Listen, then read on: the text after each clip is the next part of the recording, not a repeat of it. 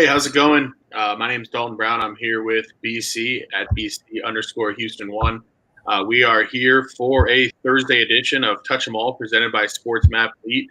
I am looking to improve on a little bit of a cold stretch here, but the work never stops. I know BC was red hot over the last week, 2 weeks or so. Looking forward to diving in here and hopefully finding some winners on the board today. A little bit of a shorter board than usual. We do have a game coming up right here at the top of the hour. That'll be a 3:05 game between the Nationals and the Phillies. But before we dive into that, just want to remind everybody just about Sports Map Elite in general. We've got a lot of talented handicappers who are posting picks and posting their thoughts on the gambling slate day by day. That continues year round. It's $19.99 a month, and if you've been subscribing to that, if you've been a part of that, you've probably made quite a bit of money already. So please do go check that out. We've got a lot more content there for you. But without further ado, we'll go ahead and we'll jump into the games for today. First game on the board is 903 Nationals at 904 Phillies. Phillies, decent-sized favorite here, -170. Nationals +150 on the road, over under 9.5. I've got a couple things here. Would you have anything on this one, BC? Yeah, I do, man. I heard you talking on the radio with Fred on the Fred Nation over at the Sports Map Network, and I'm with you on that, man. Happy Joseph Adon Day, back from DFA, so really happy to see him. I think you and I are pretty much going to have the same ideas, so you want to start? Go for it. Sure. Yeah, I mean, just a quick look at the two starters here. Yohan Adon, the note I put is he's back in the bigs and he's ready for further punishment. This is a guy who, in the month of June, allowed 15 runs and 13.1 innings of work. He's been truly terrible all year. If you take a look at his Baseball Savant page, it's pretty difficult to find any positives there. He did face Philadelphia, actually, in his last major league start. That was, he got through 5 innings, allowed 4 runs, so not great. Went back down to AAA, where his ERA has been over 5 for the year as well. So I'm just, I'm not really seeing anything positive here. His ERA in the minor leagues last year was 4.97. So he's going to be followed in as well by a 25th ranked bullpen for Washington since June 15th. So I don't see where the run prevention comes from, at least on the Washington side. I like Philly's team total over 5. I also like the over in general for the game. Part of why you look at the other side with Bailey Falter. He did face Washington in June, 5 innings, 3 runs. So pretty pedestrian start. They're probably hoping they can get 4 or 5 innings out of him. That's not really what they've gotten. In his last 4 starts, he's averaged 3 2/3 innings of work, and he's still managed to give up at least 2 runs, in most cases more in all 4 of those starts. So he just hasn't been terribly effective as a starter or as a reliever. Certainly hasn't been quite as terrible as Adon. The one thing that kind of puts me on the Philly team total, as well as the over, Washington has struggled against lefties. They're 27th in the league since mid-June against left-handed pitching in WRC+. So, it's possible that Bailey Falter comes out and has an okay outing. The Philly bullpen has actually been top 3rd in the league since mid-June. But I think, both full game over and Philly over are the 2 angles here. I think best case scenario for Falter, if we're being honest, is probably 5 innings, 2 runs. And while the Philly bullpen has been good recently, I still don't think that's going to continue. So I think we're looking at something like 8-4 Philadelphia here. What do you think? I run along the same lines. Joseph Adon has been the biggest fade in Major League Baseball. He's been the least profitable pitcher in Major League Baseball, flat out. As you mentioned, almost a 7 ERA, 1.11. And it's a shame, too, because, he was not a highly touted prospect. I think he was number 8 in the farm system, but 23 had some pretty good stuff, and they just brought him up way too early.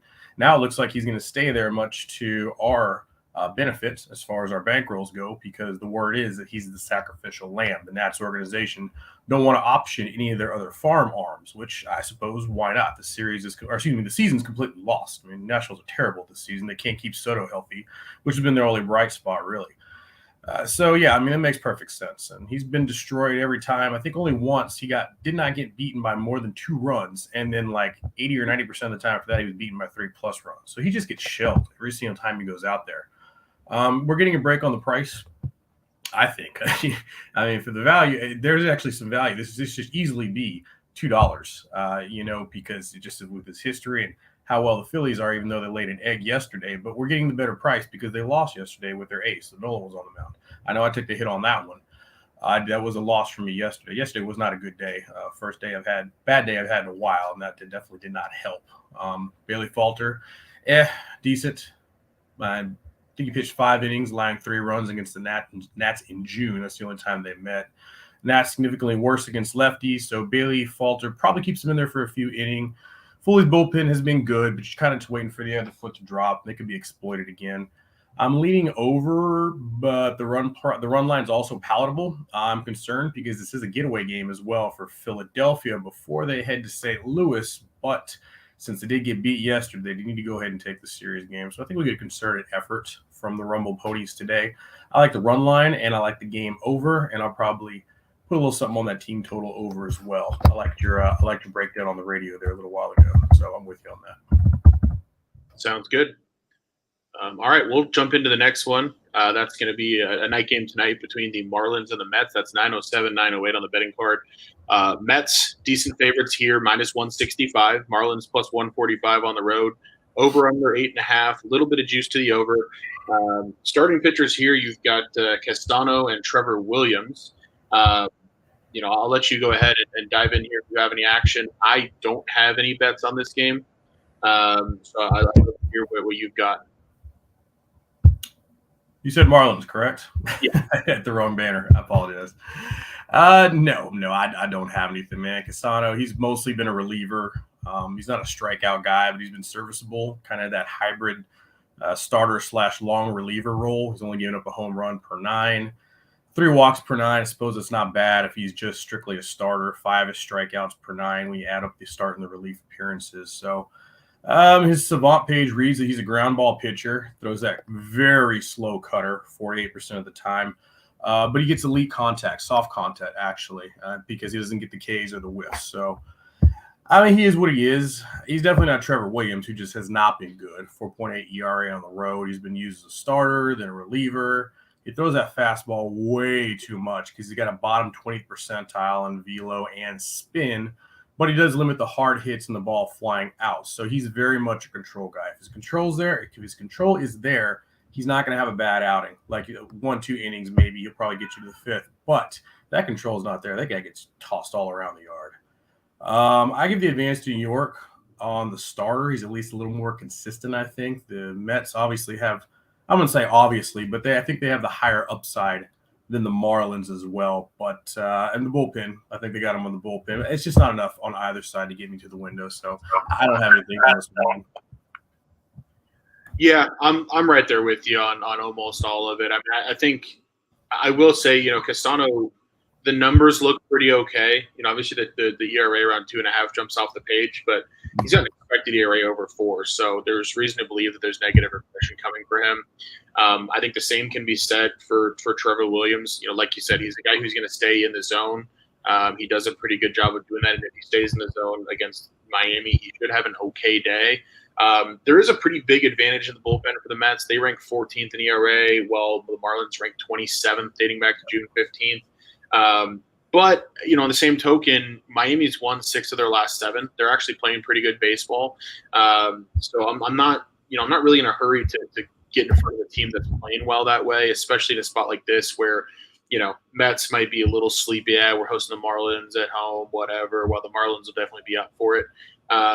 If I had to play it, I might actually have looked at the Marlins on the run line to kind of hang around and keep this game tight. But there's just no reason to play this game. So I'm just going to go ahead and pass. Yeah, and just to elaborate on what you said, they are winners of 4 of their last 5, but 4 of those were sweep against the Nationals, and then they took one from a really terrible Anaheim team. Actually, the Angels. That's when they had that late inning rally that against the Angels yesterday. Yeah. So yeah, I mean, they're winning, good for them, but that's not even enough head of steam for me to say, hey, these guys are in the zone now, and when you go ahead and start catch the streak. Yeah. For sure. Cool. Well, sounds like we're just gonna go ahead and ignore that game more or less. Yeah. But Moving into the next one, kind of an interesting game here. Cardinals and Braves. 909 Cardinals, really big underdogs here, plus 185 at Atlanta, minus 215, 910. Over under 9. Pretty rare to see the Cardinals this big of an underdog.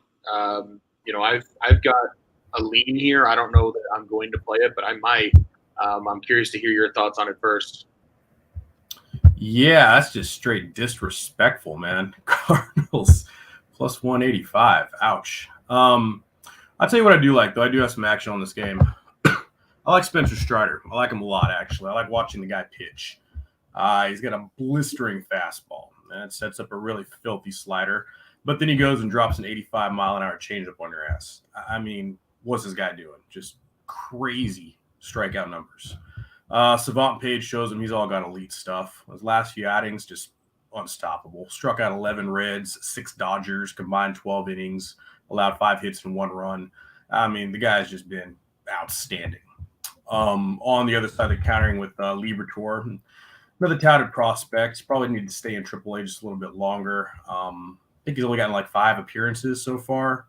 He's only gotten 5 innings pitched twice. Yeah, that's right. He's good for some strikeouts, but he's been allowing he's allowed some home runs, 4 home runs and 20 innings pitched, and 4.5 walks per 9. That's not good. He's got to improve on that. I think he'll give you about 3 or 4 innings before they turn over to a longer reliever, maybe Naughton or Hicks or somebody like that. The value's on the Redbirds. I mean, plus 185, that's tremendous. I mean, where the hell are you ever going to get Cardinals again for the rest of the season? Maybe at that kind of number. But I can't do it. I like Strider too much in the first 5. I don't think he's going to pitch at this elite level all season. The hitters eventually catch up with him. Braves have been crushing lefties. They have the superior bullpen. The Cards are just ice cold right now. So for me, it's the Braves' first 5. I'll lay a half run. Minus 150 is literally the ceiling as much as the juice that I want to drink. But I'll go ahead and do it. Braves first 5 minus a half. Gotcha. Yeah, I mean, I don't hate it. To me, the question for me is going to be, do I have the nuts to go on the Cardinals here? It's funny. I think you and I were in a similar position where when I first saw this line, my eyes got big and I was like, wow. I mean, the first thing I had to look up is Matthew Liberatore the worst pitcher in baseball? Because it's the Cardinals have a decent lineup. And I think so. Look, my initial instinct here, I like Spencer Strider too. He's a hell of a pitcher. He's nasty. He strikes a lot of guys out. He's got the wow factor when you watch him pitch. Mm-hmm. It's also really hard for me to argue that he's not being overvalued here. At the end of the day, this is a guy that we've only seen in the bigs for a few months. He wasn't even brought up initially as a starter for Atlanta. And he, obviously he's been really good. Like you said, 12 innings, 1 run his last 2 starts. But this is a St. Louis team that WRC plus is 110 against righties since mid-June. They've been hitting right-handed pitching pretty well. They've got guys there who do okay with velocity. And so then I'm going to go, okay, well, how bad is Matthew Liberatore? He hasn't been good, but he also hasn't been catastrophically bad. His 5 starts have been kind of interesting. 2 of the 5 starts, he hasn't given up a thing. 3 of the 5 starts, he's given up 4 or more. So there's a lot of Jekyll and Hyde to that. So the thing that's keeping me off, though, of the Cardinals, at least so far, I tried to figure out what do those starts have in common. Well, this is a guy with an ERA over 10 on the road who hasn't given up a run at home. So he seems really comfortable at Busch and really uncomfortable away from Busch Stadium. I am tempted by the fact that Atlanta's actually been a tick below average. They got WRC plus in the 90s since mid-June against lefties. But I tend to think that's more of just a small sample thing. We know how good Atlanta is with their right-handed hitters. We know they can hit a lefty, and we know that their bullpen's really good. So, one other note of caution with Strider: 26th percentile walk rate. So he does have a tendency to put guys on. Unfortunately, the Cardinals are just not a team that's great at taking advantage of that. The Cardinals don't walk a lot. They don't walk a lot. So, I think, if you want just like to play this from the pure value perspective, you have to play St. Louis. But sure. I think Atlanta at home with Strider, with the momentum he's riding, I do want to fade him at some point. I just don't think I'm going to do it here. Hey, Dalton. So I was telling you the Cardinals are ice cold. In their last 6 games, they've scored 14 runs. You take out that July 2nd game against the Phillies, they've only scored 7 runs. They're ice cold right now at the plate. Yeah. And that was against superior pitching in Philadelphia's opener, because the first was on a Monday. That would have been the head of Philadelphia's rotation and, of course, the Braves' rotation. So when they're facing good, strong pitchers right now, they just ain't getting it done. Also, Jose Altuve, 2-run home run. We're tied. Jordan Alvarez solo shot. Astros up 1. Did I just miss that? 3. Yep. Yeah, I got It 3 is. down the 5th. So we're getting with that one. We'll see. If you would have in-game the last 5 Astros games, because they've been behind at least at some point, you just made so much money right now. Right before we went on air, I was about to tell you that I was betting the Astros in-game plus 120, so I did grab a little slice of them here. Nice. Good for you. Yeah, I didn't get it in time to tweet it out or take any credit for it, but it's on my card. Well, if you don't put it on Twitter, then it never happens. So. Yeah, exactly, right. So next game down the board here, I am showing Rockies and Diamondbacks, 9-11, 9-12 from Arizona tonight. I'll go ahead and start on this one because I actually do have a side here that I'm betting. I like Arizona. I bet them last night at plus 120. So I felt somewhat vindicated to see that number down at about even money this morning. I still like them at even money. I probably wouldn't play them at all beyond there. A lot of it is I think they're the better team I think you've got 2 poor pitchers and then basically advantages for Arizona everywhere else. Austin Gomber, he faced Arizona actually in his last start. He gave up 4 earned and 5 2/3. This is a guy who pitched to an ERA of 9 in the month of June. His Savant page is hideous. It's almost all blue. Arizona's actually scored 5 or more runs now in 6 straight games, and they are right around average against lefties since mid-June. But they're hot right now. Colorado they're actually hitting lefties well since mid-June as well. They're second in baseball in WRC plus over that stretch. But if you look at Colorado on the road, they are 28th against lefties since June 1st. So what that tells me, when they get a lefty at home, they're crushing them. When they get a lefty at their home, they're not doing anything. And it's no secret that Colorado's offense goes cold on the road. We just saw it for 3 games in LA when the Dodgers kind of just pushed them around and didn't play particularly well, but swept them. This is a Colorado team that just doesn't hit when they go away from Coors Field. They're not hitting right now. Dallas Keuchel is bad. He was terrible with the White Sox. He allowed 10 earned runs in 9 1/3 so far for Arizona. This is not me wanting to back him so much as it is I think I'm getting the better bullpen with Arizona. I think I'm getting the better lineup right now with Arizona. I'm getting a team that's just generally in better shape, and they're at home. So to me, if you want to view the starting pitching as a wash, I think that's reasonable. But if the starting pitching here is to be viewed as a wash, I would make Arizona like minus 125, minus 130 favorite. What are your thoughts?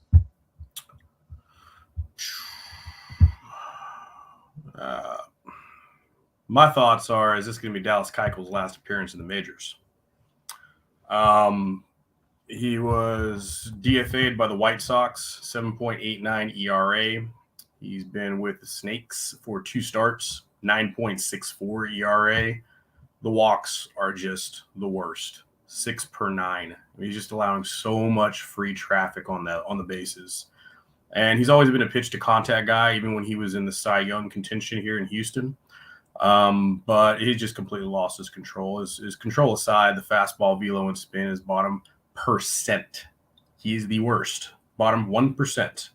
And bottom 10 in baseball. The rest of his metrics and peripherals are all bottom of the barrel. I simply say he's just pitching like he's washed.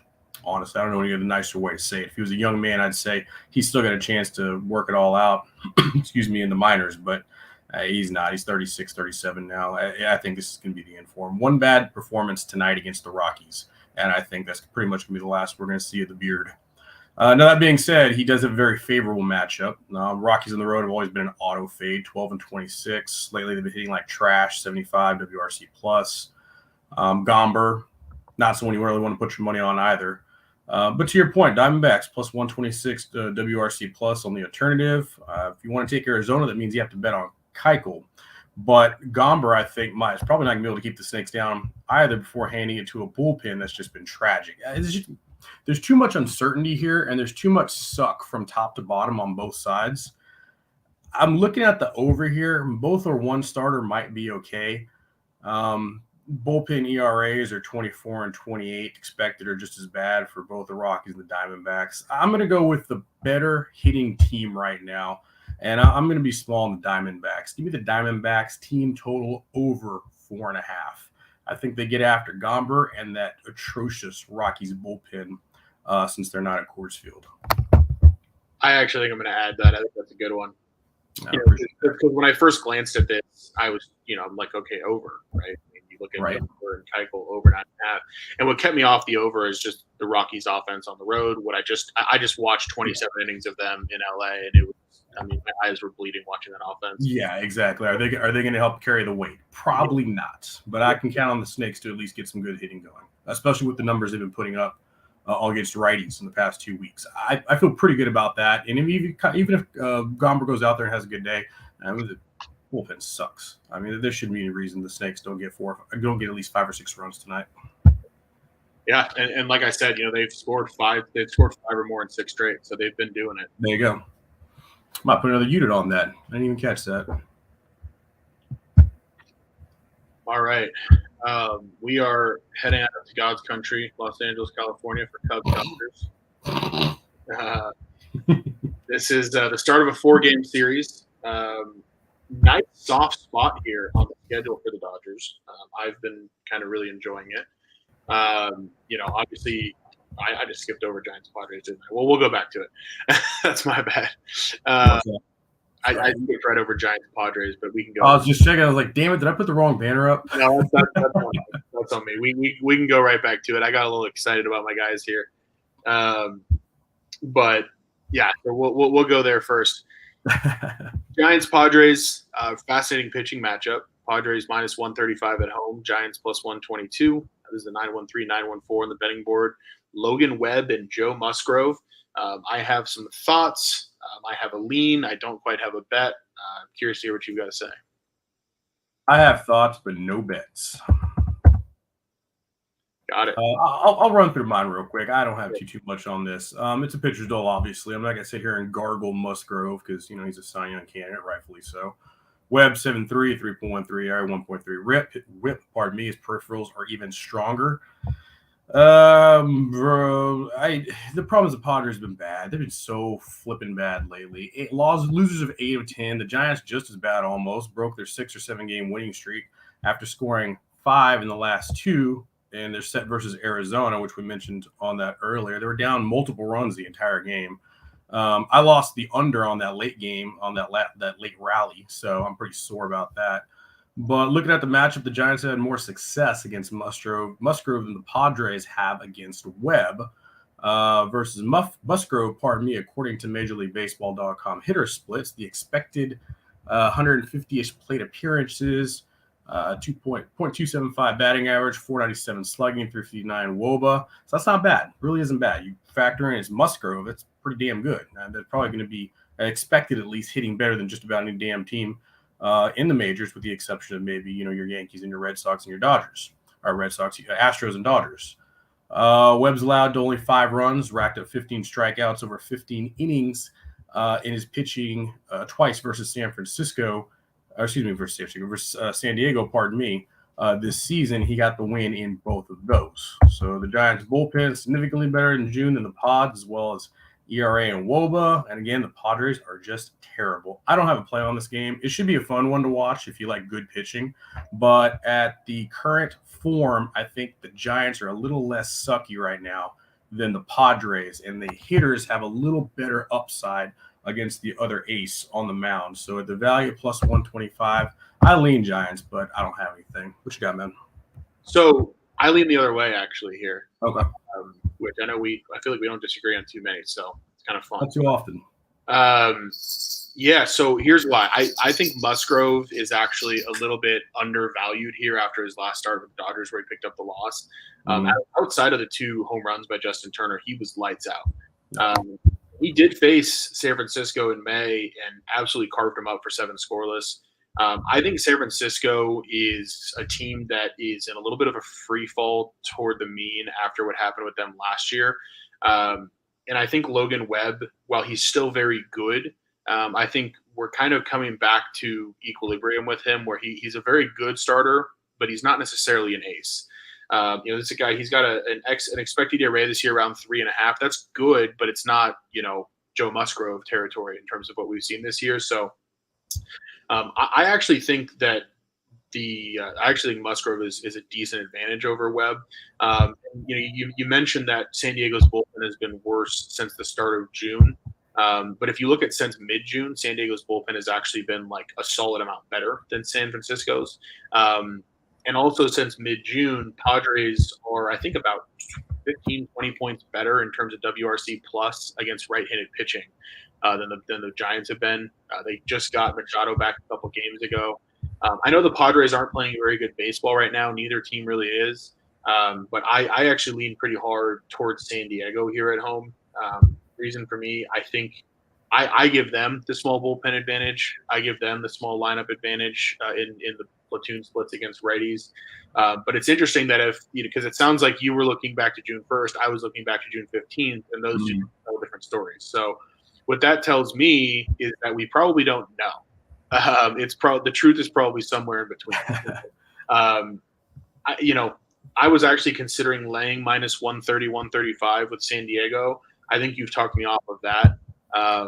So I think this is probably a stay away all around. If anything, I could see maybe even a first 5 under 3.5 as kind of a fate of two cold offenses. But I think I'm just going to stay away from it. Something I didn't consider, I just thought of all of a sudden. Let me try and get it real quick. Let's go ahead and move on to the next one, but I'm curious what the Nerfy is. It's probably a good 200, but who knows? Yeah, it's probably pretty big. Yeah. All right, fire away. All right, my favorite part of the show. We got with the fanboy out. Yeah. Start of a 4-game series. Obviously the Dodgers just finished up a sweep of the Rockies. I think there are some things that they've started doing pretty well. Their bullpen is starting to actually turn a corner despite the injuries. They've started to pitch pretty well. They were pretty dominant last weekend against San Diego. So 6-1 on the homestand, that certainly is exciting. That was after a 6-3 road trip. So they're starting to look like the Dodgers a bit here. 12-4 their last 16 games, and they really ragdolled the Cubs when they played them at Wrigley back in May. It didn't feel like a very competitive series. Now, a couple notes here. Mark Leiter Jr. has actually been pretty okay recently. He came in relief against Boston in his last outing and only allowed a run, pitched almost 6 innings in that game. This is the first start he's made since April 27th. He opened his season at Coors Field, where he allowed 7 earned runs in 3 1/3 innings. So if you take that out of his numbers, he's actually been pretty solid for them. His expected ERA is right around 4, so it suggests that there's a little bit of positive regression maybe coming Mark Leiter Jr.'s way. Overall, though, super kind of middle-of-the-road Savant Page and young righties with middle-of-the-road numbers pitching at Dodger Stadium typically doesn't go all that well recently. Dodgers are the number 1 team in slugging percentage since June 15th against righties. They just got Mookie Betts back. That only helps. Looking at the flip side, Tony Gonsolin has been really consistent for the Dodgers this year. ERA well under 2 in every individual month so far this year. So it's not like there's really been any up and down. He is benefiting from some decent luck with contact. He doesn't strike a lot of hitters out. He gives up a little bit more hard contact than you'd think for a guy with the numbers that he has. So I do think that at some point, a little bit of negative regression is going to catch up with him. I'm just not sure that at home against the Cubs is that spot.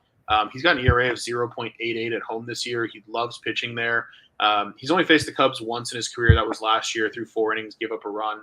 I think I'll put it this way. Do I think Gonsolin is worthy of a minus 270 favorite here? Probably not. So from a pure value perspective, you can really only look at the Cubs. I'm probably not going to go there just because the Dodgers are starting to roll, and sometimes they get on these they get on these kind of runs at home where they just don't lose.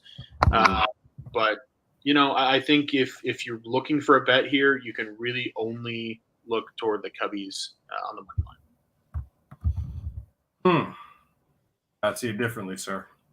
Yeah, I like hearing that as a Dodger fan. So yeah, my notes on it: the Cubs are 9-5 since going like 2-15 this past month, and the Dodgers just swept them at Wrigley. They were at Wrigley in May. Yeah, they were at Wrigley. 7-1 in their last 8, but they have won all of their games except for 4 or 5 by 2 runs or more. So if you do want to bet the Dodgers, you can take the run line and feel reasonably comfortable about it. Tony Gonsolin has been ridiculous. This is an interesting fact. I was listening to Greg Peterson's show this morning. He said that Gonsolin is the first pitcher to get 10 wins and surrender 50 or less hits since 1914. That's the same year that World War I started, Dalton. Isn't that wild? Yeah, I mean, crazy. Yeah, it's absurd. Yeah, I mean, who finds this stuff, first off? But anyway, he's never surrendered more than 2 runs in a start. 0.89 whip. That 0.89 whip. That's at home going all the way back to 2020. So I mean, there's no denying Gonsolin's greatness right now. Mark Leiter Jr. He's gotten tagged as a starter. He's got over a 9 ERA. Combined ERA starter and reliever 7.94. You got to worry a little bit about the Cubs. They expended a lot of their bullpen arms in the Milwaukee series, and it was used quite well. They got 2 of them against the Brew Crew. So even if Leiter has a good performance, he might not have a whole lot of help on the back end, or maybe even have some tired arms. I'm going to keep rolling with the Dodgers run line. It feels like I take these run line wagers with the Dodgers 2-3 times a week. And as I mentioned before, when they're winning their games, except for all 4 or 5 of them by 2 runs or more, it's been extremely profitable. I'm also small on the Dodgers team total over 4.5. Again, I expect them to maybe hang 1 or 2 on Leiter, but I think they get into that bullpen pretty good. As you mentioned, this seems like at the beginning of a hot streak. And once the Dodgers get on these offensive hot streaks, especially over at Chavez Ravine, I mean, it feels so good to be on the first stop of that train, because it's just a money train for at least a week, sometimes even 2-3 series. So I feel pretty good about that one. Yeah, it's interesting because I kind of even though some of what I said was directly against it, I also kind of agree, because I think the only money line value you can find here is on the Cubs, just because any team getting plus 235, I mean, that, like, you would make an argument that shouldn't happen in baseball ever. But I'm showing the Dodgers minus 1.5 at minus 135, and that's actually pretty cheap for that angle. I mean, you're talking about 135 cents of difference for that extra run and a half. I don't know exactly what the math always should be there, but that feels cheaper than it should be. And the Dodgers do usually win on the run line. You look at their run differential plus 144, second only the Yankees. That's 54 runs better in run differential than even the Astros. So when they win, they beat the hell out of teams. The one angle that you shared there that I really like, Dodgers team total over 4.5. I think I had seen it at 5.5 previously, so I'm going to look for that 4.5. Unless they're facing like Joe Musgrove or Jacob deGrom or Sandy Alcantara, if I can get the Dodgers team total at 4.5 and they're facing a right-handed pitcher, especially at home, it's almost an auto bet. So Dodgers team total over 4.5. If I can find that somewhere where I can bet it, I'm going to be on that as well. Bet US is still showing a 4.5. It's gotten juiced pretty good, up 10 cents from this morning when I bought it, so it's at minus 140. Okay. Sounds good. User. All right, into the American League. Angels, Orioles, 919 at 920.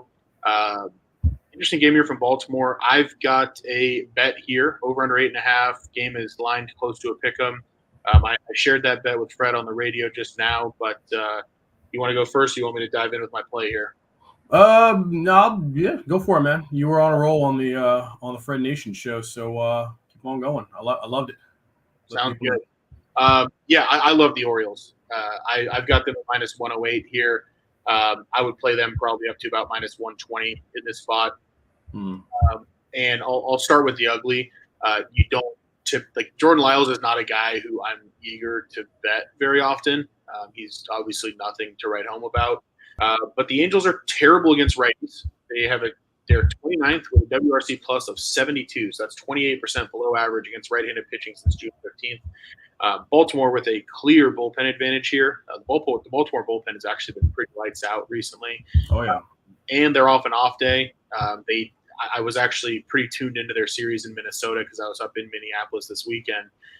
They didn't use any of their big relievers in Sunday's game. They won that game 3-1 with all their big relievers down, and they still got through it.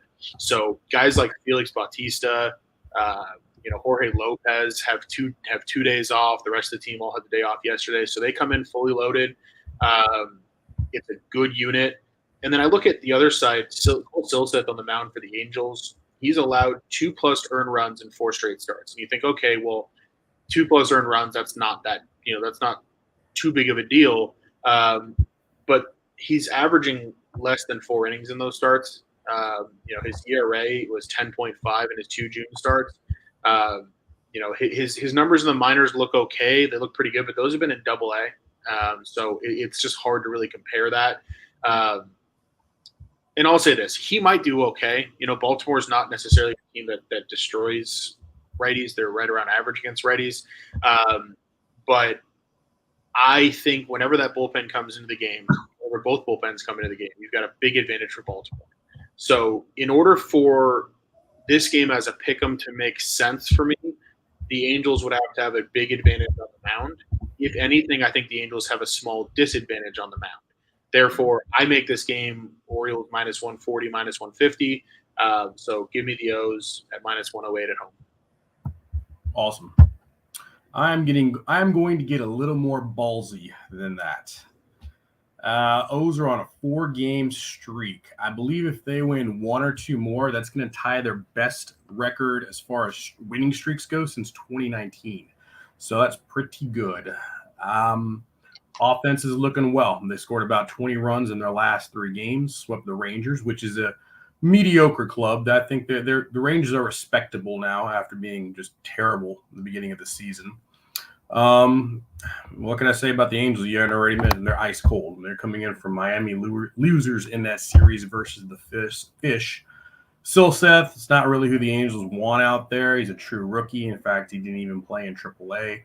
He's got his numbers that reflect that. 5 starts, 20 innings pitched, ERA over 5 points, or with a .78 FIP, pardon me. But as expected is a full point and some change lower. So might have some success. He throws a very effective splitter slider, which according to Fangraphs gives the Orioles hitters some fits. But his last road start didn't even make it out of the first inning against Philadelphia. So I think he has the tools to, stymie the Orioles hitters for a little while, but I don't think he has the experience to, if that makes sense. Lyles in the other half, he's having another slightly below average season. Expected ERA 5.5, expected batting average 287. He's getting hit way too hard. He's still giving up 45-ish hard hit and barrel according to his batted ball profile.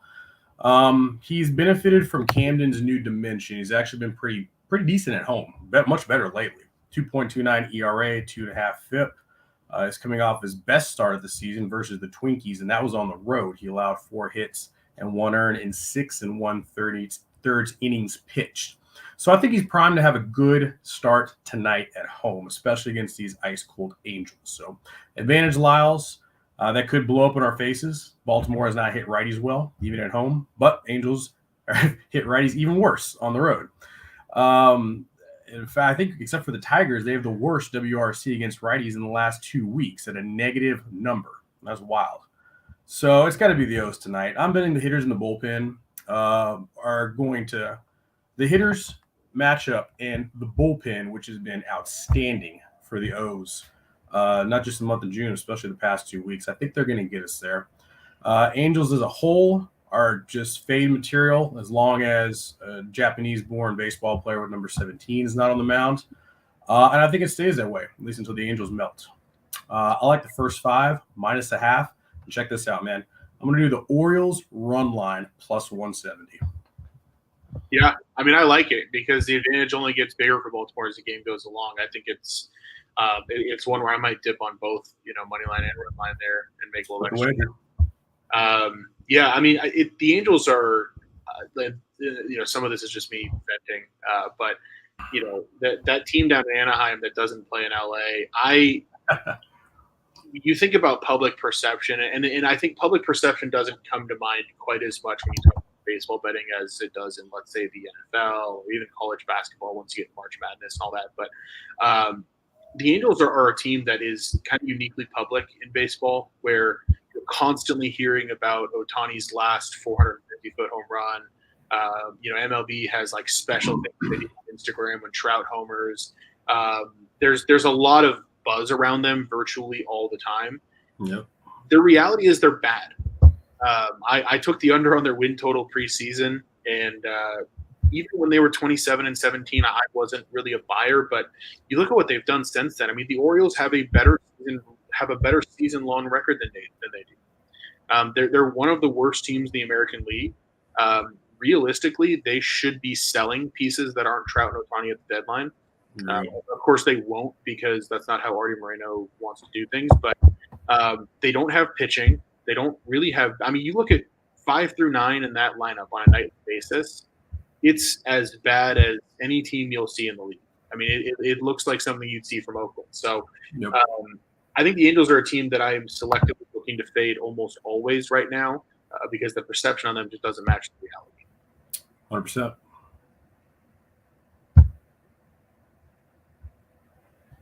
Moving on. Come on, Astros, get something going. Yeah, moving on, we've got Yankees Red Sox. That's a rivalry we haven't seen, I don't think, since April. Yankees bet number 19 on at Red Sox 922. Red Sox plus 145 underdogs at home here against Garrett Cole and the Yankees, who are minus 165. Over 8.5, juice slightly to the over. I believe the starting pitching matchup we've got here is Garrett Cole against our buddy here, Winkowski, who is 3.12 ERA on the season. Mm-hmm. I've got some notes here, but I don't ultimately have a play here. Curious to hear what you've got.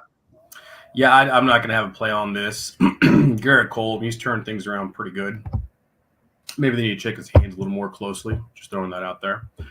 Sub 1.4 ERA in his last 4 starts. That was about 26 innings. Strikeout stuff has been there. He's fanned 34 in that time. That being said, though, he's got some really poor numbers versus Boston hitters. Last year, you're right, he faced him in the opener. That was a bad outing. He served up 4 runs in 3 innings on that opening day. And Garrett Cole is not a secret to the Red Sox hitters. They saw him a ton when he was with Houston, and they're seeing him a lot now. He's with New York. So I don't think he has the advantage in any means, even though he's been turning it around and had a couple of really good starts. Winkowski's rookie, he's been dealing, though. 3.12 ERA versus 3.37 expected. He's an inning eater as well, which is a bit of a unicorn when you're talking about hard-throwing rookies who, are able to keep their numbers and their hits down. And he goes at least 5, 6 last 2 outings. I don't know if it's a scratch necessarily. Cole's history might catch up to him. And Winkowski, the peripherals don't say that we're looking at any type of dip in his production. But I've seen enough of Garrett Cole to know that it kind of seems like it's not the postseason. I don't think you're really going to be trusted. And if you're a Yankees fan, you'll say in the postseason, he definitely can't be trusted. A slight advantage to Winkowski, but I would probably scratch it. And looking at the hit metrics, you could argue it's also a wash. But before the Pittsburgh series, you could also argue the Yankees were starting to cool off a little bit. Both bullpens also a wash. You compare actual versus expected ERA and FIP. All I can say is both teams are mashing right now. Top 5 in slugging, barrels, etc. I don't have a play D, but I would put some lobster roll money on the sacks, but it won't be official play for me. It will not be official play for me. Yeah, I think you hit on a lot of really good stuff there. A lot of which I have in my notes as well, but I'll sort of color in the gaps here. The one thing that I would throw a little bit of water on is the excitement with Winkowski. Yeah. He's been good. Don't get me wrong. And he's been pitching pretty deep into games. He's made 5 starts against the Orioles, the A's, the Tigers, the Guardians, and the Cubs. So many All-Stars. He hasn't faced a lineup that is going to sniff the playoffs. So this is the type of thing where, like, him coming in with a 3.12 ERA, being only a plus 145 or so underdog against Garrett Cole and this Yankees team, that just looking at it from like a strictly like names and what teams he's faced perspective, there's an argument to be made to bet the Yankees. That being said, I am not betting the Yankees, and you hit on some of the reasons why. Garrett Cole, he's been hit well by Boston over and over. Opening day, like you said, didn't go well. Look at him in the postseason last year, didn't go well at all. You look at him during the season last year, he made 4 starts in Boston, 4.90 ERA. You said they've seen him dating back to Rafael Devers absolutely teased off on Garrett Cole, and so I think it's going to be a raucous crowd in Boston. Garrett Cole, I see him just kind of not being at his best tonight. Part of me likes an over here at 8.5. I actually think that there's reason to fade both these starters. And the Yankees put up 16 runs yesterday, which was a little bit of a breakout for them, like you said. The thing that keeps me off the over here, Yankees have the #1 bullpen in baseball since June 15th, ERA 2.04. Right. Second place behind them is Boston, ERA 3.06. So, I think if you want to play an over here, first 5 might be the way to do it. If I can get like a 4 maybe on the first 5 over under, even a 4.5 as long as it's not juiced, that might be an angle to look at here. Just because I can see both these starters struggling. I can see both teams going to their high leverage relievers late. So really interesting game. You've got kind of an unproven guy who's been pitching well against a proven guy who struggles in this matchup. So we'll see. Yeah, I agree with you on that. If you're going to play an over, it's got to be the first 5. I mean, you mentioned the 16-inning breakout by the Yankees yesterday. That didn't start until the 5th inning. I mean, it took them 4 rounds to figure out Mitch Keller.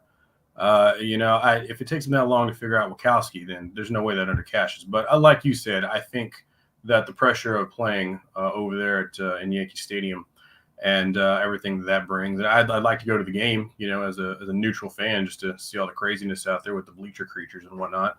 This one is at Fenway for what it's we're at Fenway. I'm sorry. We're at Fenway. Just as entertaining. Just as entertaining of people, in my opinion. Yeah, no action. I'll watch it, though. It's definitely going to be on one of the televisions, no doubt. Sounds good. Agreed. All right, last game on the board, 9-2-3 Detroit Tigers, 9-2-4 Chicago White Sox from the south side. White Sox are massive -230 favorites here. Tigers, I'm seeing them anywhere around +190, +200, over under 8. This is going to be Dylan Cease and Bo Brieske. Big pitching mismatch on paper. Theoretically, a big lineup mismatch on paper. Do you have anything? Do you have anything here? Oh, sorry, I thought you froze for a second. Yeah, it looks like a mismatch, but I'm on the under. Tigers on a 4-game heater. The winners, that's funny, 4-game heater. Winners of their last 5 to 7. They've been putting up some runs lately. 4 or more runs in 6 straight games. Unfortunately, that probably comes to an end tonight against Dylan Cease. All 6 of the games that those Tigers played where they scored 4 runs were in the friendly confines of Comerica Park. On the road, they're still an abysmal 2.62. That's right. Runs averaged away. Now, Cease has been awesome. 2.5 ERA compared to 2.71 expected, 1.24 whip. He's got at least 5 and not allowed more than 1 earned run in his last 4 starts, fading 36 in that 24-ish inning span. So he's in incredible form right now. Walks are a tad high, but otherwise his stuff's been really elite. In 11 starts and 61 innings against Detroit in his career, he's a perfect 10-0 with 1.9 ERA, 1.15 whip, and 75 strikeouts. So, in effect, I think that's a large enough sample to say that Cease absolutely owns the Tigers. Factor in the Tigers' poor road performance, I don't think you're getting a lot of offense out of Detroit tonight. On the flip, Bo Brieske as a rookie has been pretty decent. 1-6 with a 4.5 ERA, 13 starts, and that was after recovering from a really bad start. He's actually been about 3.75 in his last 6 or 7. So he's had a much better May and June. White Sox, I don't know. I don't have a whole lot of faith in their offense right now, to be honest. I'm small, but I'm going to take the game under 8. Yeah. Yeah, I don't dislike that at all. I think a first 5 under might be my preference to a game under. Yeah, the more I talked it out, the more I'm like, you know what, you should really be looking first 5 under. Yeah. Sorry, go ahead, man. I didn't interrupt you. Go ahead. Oh no, I mean, so I look at. I have a lot of the same stuff you do with Dylan Cease. I didn't even get to the full career numbers against the Tigers. I looked at, since the beginning of last year. Over the last 2 years, I'm looking at 33 innings pitched, 5 earned runs against the Tigers. That's a 1.36 ERA in that matchup. So, absolutely owns them. The Tigers' offense is all of a sudden looking pretty competent, though, which you hit on. And I think, you mentioned that it's all come at the friendly confines of Comerica Park. Comerica Park is arguably the biggest pitcher's park in the league. So, I think, yes, they're doing it at home, but they're doing it in a ballpark that's hard to score in. So I give them some credit there. I do think this is a Tigers team that's improving offensively. Their bullpen has actually been really good. It's been top third over the last 3-4 weeks. So I think, as with most games where the money line is set where this one is, if there is value in the money line, it's on the Tigers. But in order for that to come to fruition, Bo Brisky is going to have to really throw quite a good game and keep them in it until the bullpens enter. The White Sox have been known to lose games that they should be winning this year. But like you said, Dylan Cease owns Detroit. Dylan Cease is pitching really well. If you take the walks off of Dylan Cease's Baseball Savant page, you've got a Jacob deGrom level Baseball Savant page. So it's really hard for me to justify getting in front of him. The other thing that I think goes a little bit unmentioned when it comes to Brisky's results, they haven't been great, but they've kind of been up and down.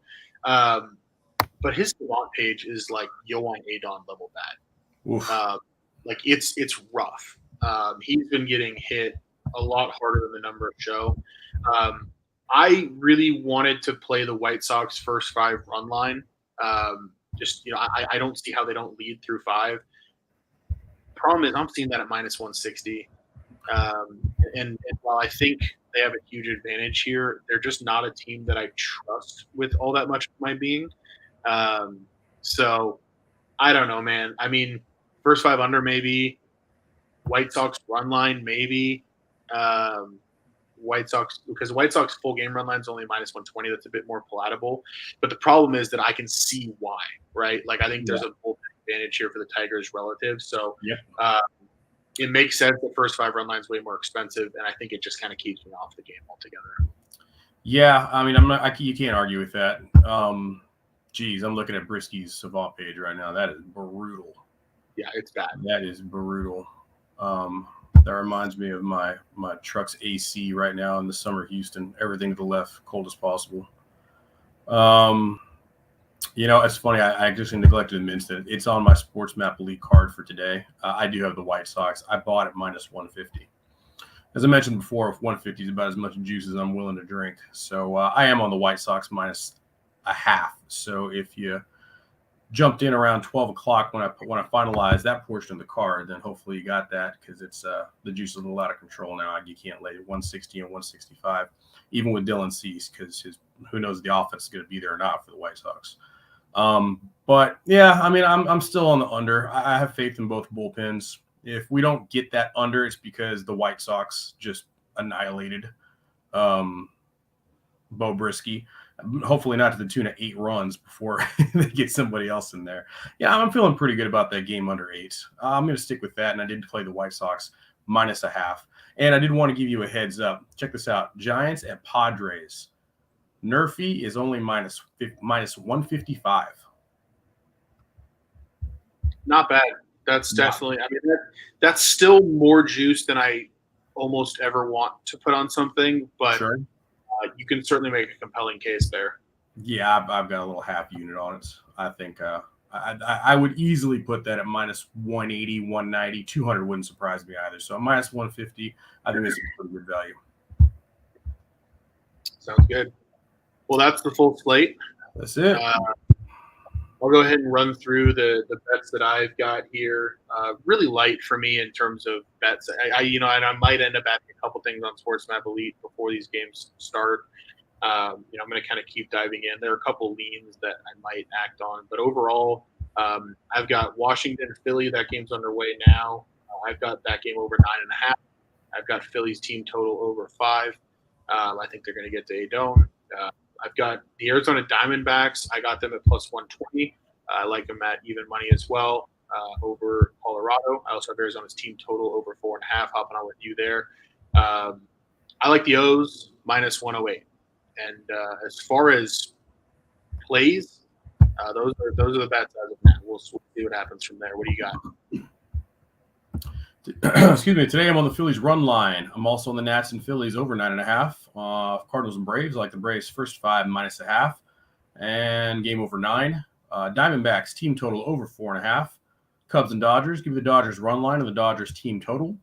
Orioles first 5 minus 0.5, and then give me the Orioles run line, that juicy plus 170. I think we get there. I like it a lot.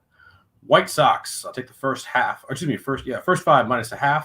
A game under 8, and then I've got a little sprinkle on the Giants and Padres Nerfy minus 155. And just so y'all are aware, there is one game we did not cover today. That is the game 2 of Pirates and Reds. Currently, it is the top of the 8th. The Pirates are leading 4-1, which is good for me. I got a little something on Mr. Contreras and the Buccos.